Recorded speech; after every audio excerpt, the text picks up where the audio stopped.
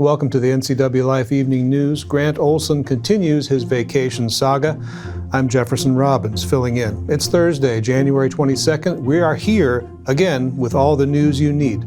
Some of the stories we have coming up for you tonight. State troopers say they're keeping an eye on the troubled Chumstick Highway, now being used as a major detour for Highway 2 travelers.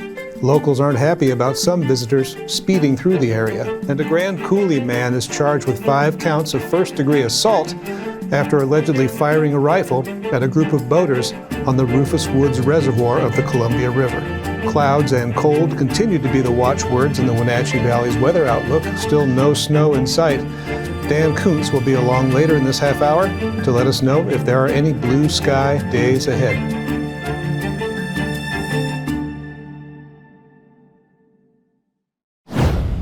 But first, our top story tonight. East Wenatchee is losing its Assistant Chief of Police. Eric Hampton officially retired today from law enforcement after more than 28 years as a police officer. He joined the East Wenatchee force in 2021 after spending more than 2 decades with the Yakima Police.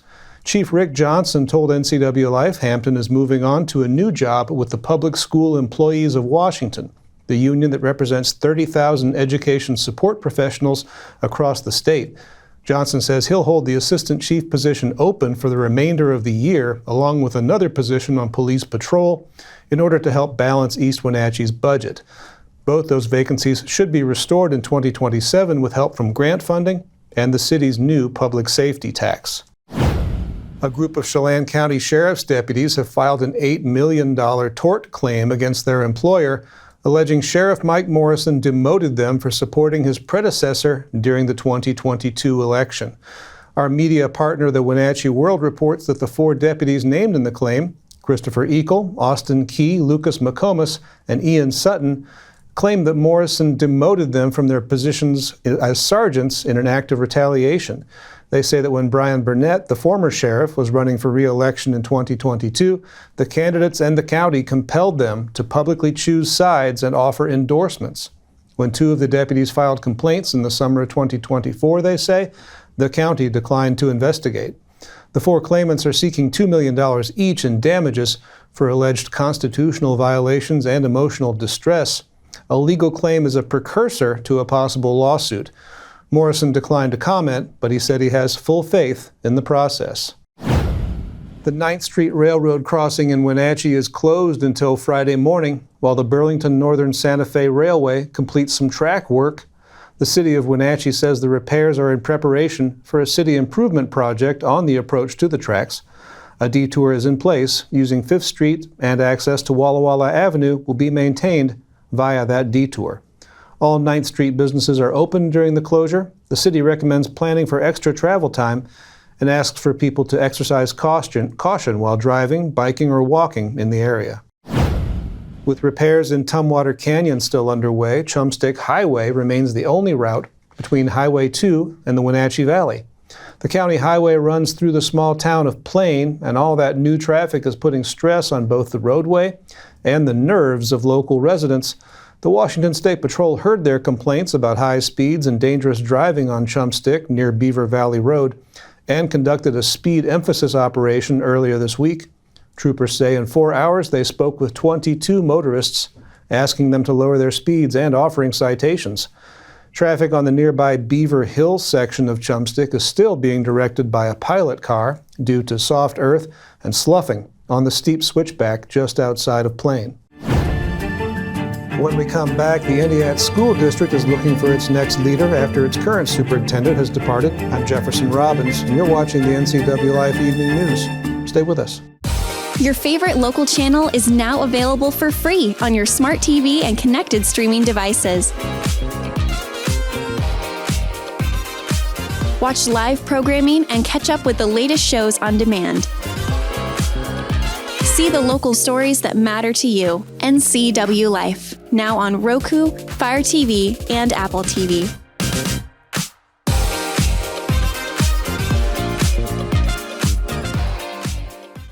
Hi, I'm Amanda Walden with A. Walden Insurance Group. Medicare can be overwhelming, but you don't have to figure it out alone. I've been helping people understand their Medicare options for over a decade. Medicare isn't a one-size-fits-all. I'll help you understand your coverage options so you can feel confident in your decisions. Let's find the right Medicare plan for you.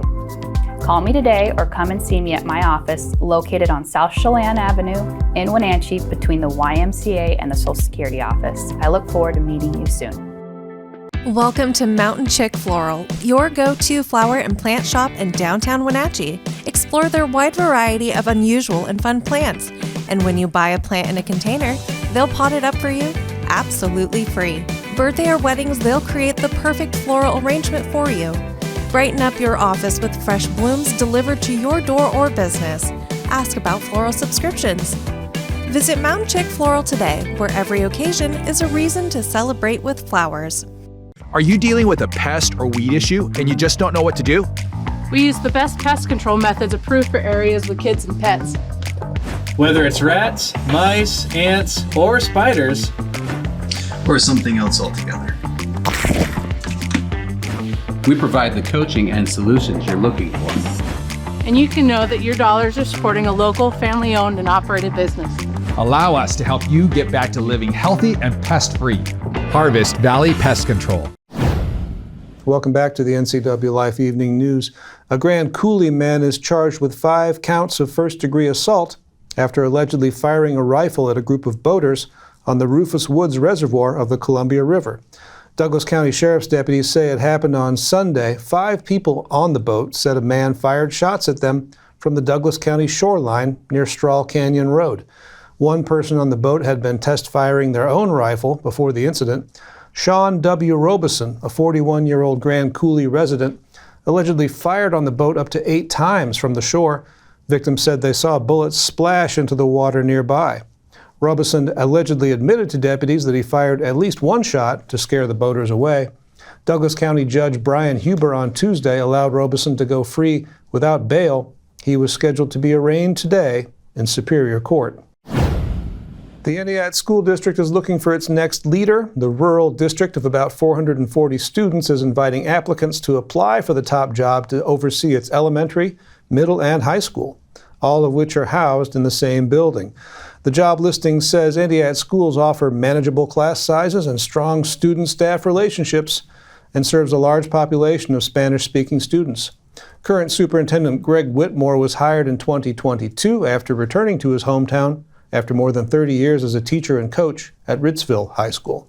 The pay range is listed from $125,000 to $155,000, and applications are due February 20th. Chelan County Mountain Rescue, the all-volunteer agency that helps locate lost and injured people in the backcountry and get them to safety, says it logged 16 rescue missions in 2025. That's a welcome decline from the 23 such missions in 2024 and the 31 calls for rescue the year before that. The organization says all rescues last year amounted to about 548 hours in the field for its highly trained volunteers. Chelan County Mountain Rescue has 26 active members specializing in rope rescue, wilderness first aid, backcountry navigation, and other skills. Well, coming up next, if you need some big energy in your household, Loki might just be a candidate for the newest member of your family. This returning star gets the spotlight in our regular weekly feature, Paws for Pets. Dan Koontz is looking ahead to a bit of possible sunshine as our week winds down. He's coming up with our nightly weather forecast. That's followed by Eric Granstrom with all the day's sports action as the NCWLIFE Evening News continues after these messages. Your favorite local channel is now available for free on your smart TV and connected streaming devices. Watch live programming and catch up with the latest shows on demand. See the local stories that matter to you. NCWLIFE, now on Roku, Fire TV, and Apple TV.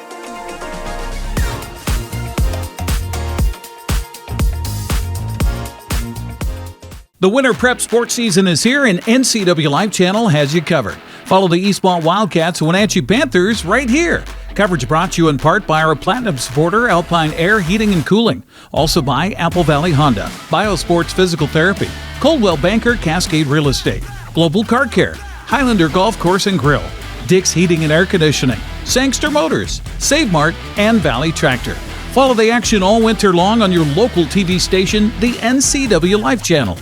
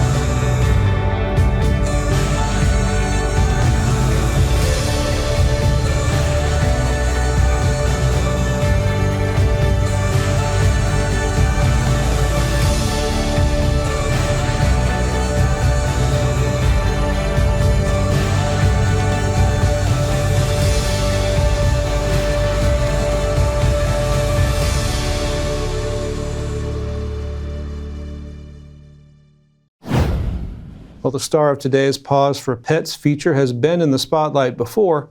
Loki is the adoptable pooch now waiting for a family at the Wenatchee Valley Humane Society. This big friendly fellow's adoption fee is already covered by a generous donor.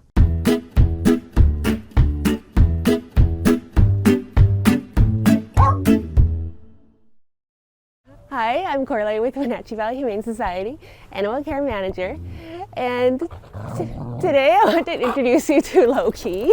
Loki is our 5.5-year-old, we think husky mix. He's certainly got the cute tail.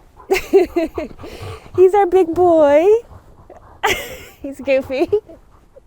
We've had him for about 8 months now, which is crazy to me because he is one of our easiest, sweetest dogs who is just so genuinely goofy and playful and lovable. And I can't believe we still have him. Especially since we had such a successful Clear the Shelter event this last weekend, which was amazing. It meant so much to all of our staff seeing the dogs and the cats that we love go home to their forever families. I think our final numbers were 68 cats adopted and 23 dogs. And it really filled our cup. We're going to be remembering that for the whole next year. It was so amazing. Thank you all. But we still have Loki. Yes, we do. So we'd love you to come meet him. Loki is fantastic at tricks. He knows so many. He's so good at sit. He's really good at lay down. He's good at stay even. He can do spin and shake paw. He's so smart. He's so smart and beautiful. Yeah. And he's extremely treat motivated. I didn't even have any good stuff on me today, and he was still doing what I was asking. So I really think that he could learn even more things. Loki's a really big boy. He's about 80 pounds, yes, but he loves going on walks, and I think he'd be a great hiking companion too. He's really active, and he likes to do things with his people. Yes, he does. And I think a nice big yard would be great, but not necessary if you, especially if you love taking your dog on walks. That would be fantastic. We don't know how he is with cats. He does have some best friend dogs here, but as always, we suggest that if you do have a dog, you bring them with you so that the dogs can meet, see if they'll get along right. So if you'd like to come meet our Loki, we are open 12:30 to 6, Thursday through Tuesday, and we would love to introduce you. Give them a call at 509-662-9577 or visit their website at wenatcheehumane.org.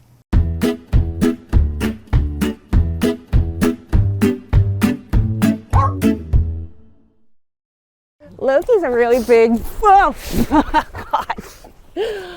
I took a tongue to the face there. Yeah, it was soft, but I still not great. Happy Thursday, television family. Once again, Dan Koontz filling in for Grant Olson, who is on assignment. Our last day of this gunk. I'm trying to think of the best way to put the weather for the last, 7 days. I just call it gunky. You'll have to look that up in Webster's dictionary. This is it, because by this time tomorrow when we visit to start the weekend, sunshine. It's on the way. Beautiful view from our Tumwater Canyon camera overlooking beautiful Leavenworth, where it was pretty cool. It was pretty cool everywhere again today. Low clouds and fog, that kept us socked in. We only got to 32 today. Overnight low was 28. Same deal that we always see when we see these inversions. Very little variation between the afternoon high and the overnight low, gaining another 2 minutes and about 20 seconds of daylight, though. There's that. It's one thing when the days are getting longer. It's another thing when you can't see the sun. Well, we'll be seeing the sun in the not-too-distant future. A little bit warmer in Moses Lake and Ephrata tomorrow than us here in the Wenatchee Valley. They're going to see their cloud cover burn off a little bit quicker than us. So out in the basin, you're going to be a few degrees warmer than us here in the Wenatchee Valley. And the last folks to see the clouds burn off, which would be basically mid-afternoon, that would be the Leavenworth Plain and Lake Wenatchee area. Chelan will see some burn off of the clouds and the fog by about noon or so, and the same deal with Omak. I said burn off. It's a common combination of both, because that big ridge of high pressure, which has been dominating our weather, moving on out of here, it's gone Johnson. And the real weather maker, of course, is what everybody's talking about. This big baby that's coming down from the Arctic, a big blast of Arctic air, and we're going to be right at the very cusp of it, just right there at the very edge of that Arctic air that's going to blast right down into the Midwest and all the way into the South. But that's all we needed. That's going to mix up the atmosphere up above. It's going to clear out the skies, and the high pressure continues to move further and further out into the Pacific, and that means sunshine. Finally, we'll be back.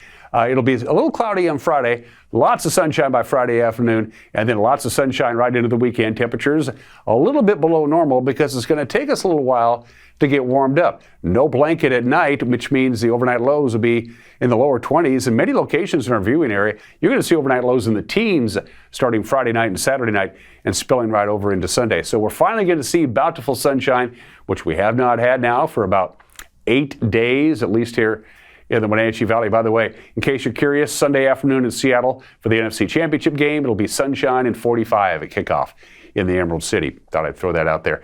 Next chance of any kind of weak system coming in is going to be Tuesday and Wednesday. They think another ridge of high pressure may actually get set up by the middle of next week, but unlike the high pressure that gave us the low clouds and the fog and the inversion, this high pressure may actually leave us with some sunshine and some slightly warmer temperatures. But again, it'll be a little cloudy on Friday. By mid to late Friday morning, the clouds will be exiting the area. It'll be burning off whatever's left, and we'll have sunshine by Friday afternoon, and it's going to last all the way through, at least until the middle part of next week. All right, from our friends at Colonial Vista Senior Living in Wenatchee, where comfort, care, and community come together. 32 again today. What do you do? 25 for the overnight low, and then here we go. Sunshine by Friday afternoon, 34 for the afternoon high. Overnight low is getting chilly now. 22 for the overnight low on Friday night. Good looking day on Saturday. Lots of sunshine. It'll take us a while to get to 33, but we'll get there. A little bit warmer perhaps on Sunday. Clouds and sun will do a little tug of war, with the sun winning most of those battles on Monday, Tuesday, and Wednesday. Slightly warmer temperatures. And the one thing I should point out that I haven't yet, and I'll do it right now, no precipitation at all anywhere in the Pacific Northwest. No snow in the mountains, no rain anywhere, really. All right, that's your forecast. Hey, the Kraken won. Get out of town. Eric Granstrom in sports is coming up. You're watching the NCWLIFE Evening News.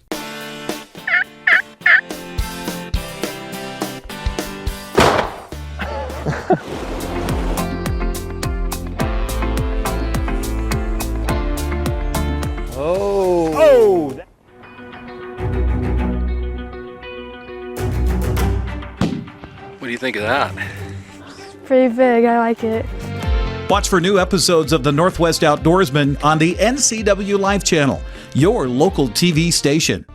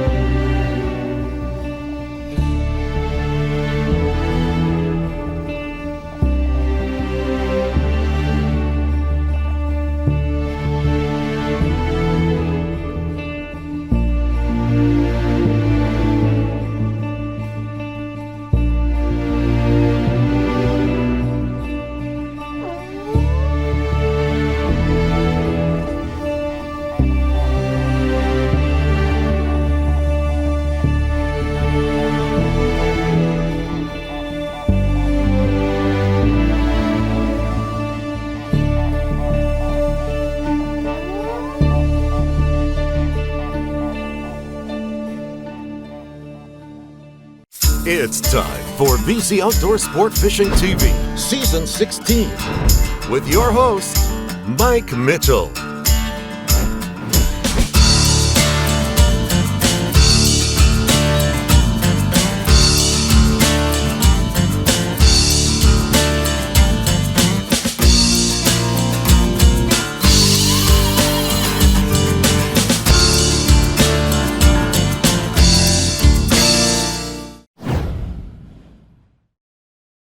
And a good Thursday to you. Seattle Kraken snapped a 4-game losing streak with a 4-1 win over the New York Islanders last night. The visitors got on the scoreboard first before Seattle countered with goals in the first, second, and third periods, while Philip Grubauer played wonderfully in goal. The game was broadcast on TNT and True TV. Barzell dropped it off. Here's a chance for Duclair, and he scores! Anthony Duclair, red hot, his 8th goal in the last 8 games. And it's a power play goal early on for the Isles. McCann pumps, doesn't shoot. Ryan Pollock was right there. They work it across to the skates of Stevenson. Eberle. McCann fires, blocked. Rebound, Dunn scores!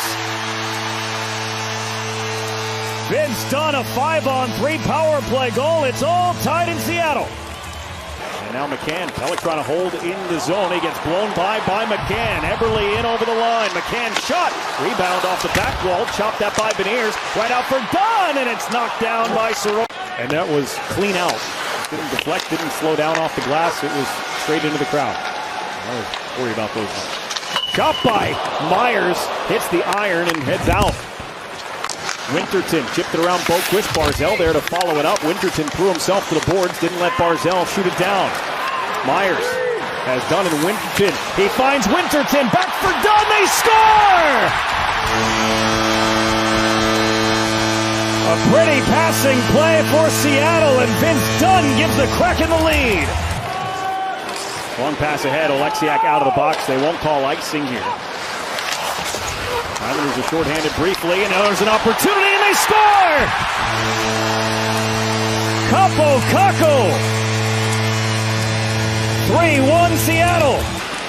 Schaefer had it knocked off his stick by Kako. Boquist, look out, lost an edge. Here comes Shane Wright off the turnover, saved by Sorokin. This one kept out of the zone for the moment. Now it's dumped in by Lee. Grubauer out of his net.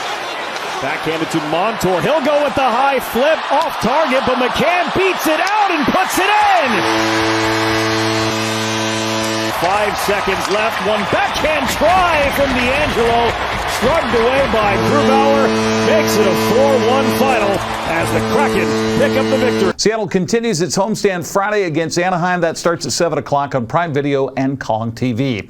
Well, health is a big topic of conversation at the VMAC in Renton this week as the Seahawks prepare for the NFC Championship on Sunday. Quarterback Sam Darnold popped up on the injury list last week with an oblique issue and is still on the mend. Coach Mike McDonald and Darnold gave an update yesterday. Sam continues to get better. He's not going to be a full go the whole week, so we have a plan. We're going to work through it, see how the day goes, and then we'll kind of take it day by day and then take it to tomorrow. But he won't be like throwing every ball, every play for the whole week, no. Felt good, feeling really good. Just attacking rehab these last couple days. Obviously, will be throughout the week. So, like I said, just got to continue to prepare and get my body right for Sunday. Rams and Seahawks kick off at Lumen Field Sunday at 3:30. That'll be on Fox. 9th-ranked Gonzaga cruised to another WCC victory last night in men's college basketball. The Bulldogs beat up last-place Pepperdine 84-60. Washington fell to 8th-ranked Nebraska 76-66. San Diego outlasted Washington State 96-92. NWAC play Spokane blasted Wenatchee Valley 93-52. Big Bend topped Yakima Valley 86-77. Eastern Washington hosting Portland State tonight at 6 o'clock. That will be on ESPN+. The Washington women picked up a Big Ten win last night, 81-65. Wenatchee Valley beat Spokane 89-77. Big Bend also on the winning side down in Yakima Valley 87-59. Women's schedule begins at 6 o'clock tonight with Washington State at Pacific. Gonzaga visits Oregon State. Eastern Washington is on the road to Portland State. That'll be at 7 o'clock. All the games are broadcast on ESPN+.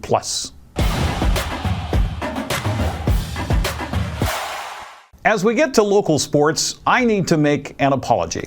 Last Saturday during our broadcast of Eastmont and Wenatchee basketball on the NCWLIFE channel, I mentioned that I had heard Eastmont was required by the WIAA to publicly make a sportsmanship pledge before each game. I was wrong. That is not the case. The sportsmanship pledge is part of a concerted effort to create a positive culture throughout Eastmont athletics and began in 2022. In fact, NCWLIFE helped create a video about Eastmont values with athletic director Russ Waterman. Eastmont's athletic program has been working hard at reflecting and defining what an Eastmont student athlete will take away from their experience in our program. We believe it is much more than wins and losses. We believe that educational-based athletics is an extension of the classroom, and the purpose of our athletic program is to educate and grow our athletes into successful individuals after graduation. A student only has 4 years in high school. That's approximately 5% of their life. In that time, our coaches strive to instill in our athletes pride in themselves, improve self-esteem, community involvement, and build strong, lifelong relationships with their teammates and their coaches. Our 19 high school varsity teams hold 93 league championships, 107 district championships, and 32 state titles in our history.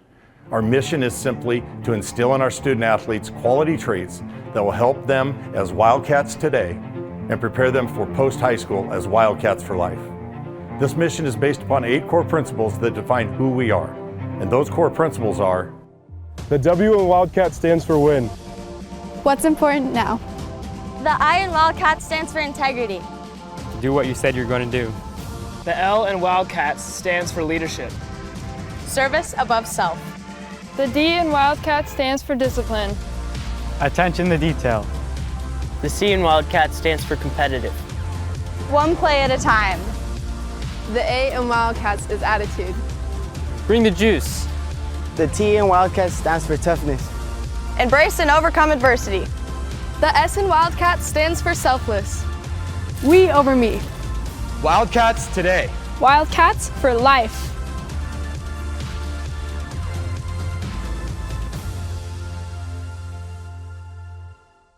I've been involved with athletics here in North Central Washington for over 30 years. I can honestly say I've seen incredible improvements in the Eastmont program as far as their culture. Again, my apologies for providing inaccurate information. Eastmont should be proud of their athletics program and its accomplishments. In basketball last night, Pateras picked up a big win over the Nannies down Moses Lake Christian. 62-37 was the final. Now coming up tonight, Cascade visits Chelan while Omak hosts Manson. Easton plays at Soap Lake at 6 o'clock while Wilson Creek travels to Cascade Christian. Garden City Academy traveled to Thorpe tonight. They'll be at 7 o'clock. Chelan's hosting Cascade at 7:15 while Manson visits Omak. Wilson Creek and Cascade Christian boys tip at 7:30 tonight. Well, grapplers hit the mats around North Central Washington tonight as well. Brewster is hosting Manson and Oroville. Cashmere's on the road for a double duel at Royal with Wapato and Zilla. The Eastmont girls and boys host Eisenhower beginning at 6 o'clock. Wenatchee's on the road at Sunnyside while Davis is hosting Moses Lake. Don't forget, we're going to be basketball tomorrow night as the Wenatchee Panthers host Davis. I'll be courtside 5:30 for the girls, 7 o'clock for the boys. That's a look at sports news. I'm Eric Grandstrom. Have a happy Thursday. And that will do it for tonight's NCWLIFE Evening News. Remember, if you see news happening, let us know. Email your news tips, news@ncwlife.com, or just give us a call, 888-6295. Our channel is also available on Roku, Fire TV, and Apple TV. I'm Jefferson Robbins. I'll see you back here tomorrow night.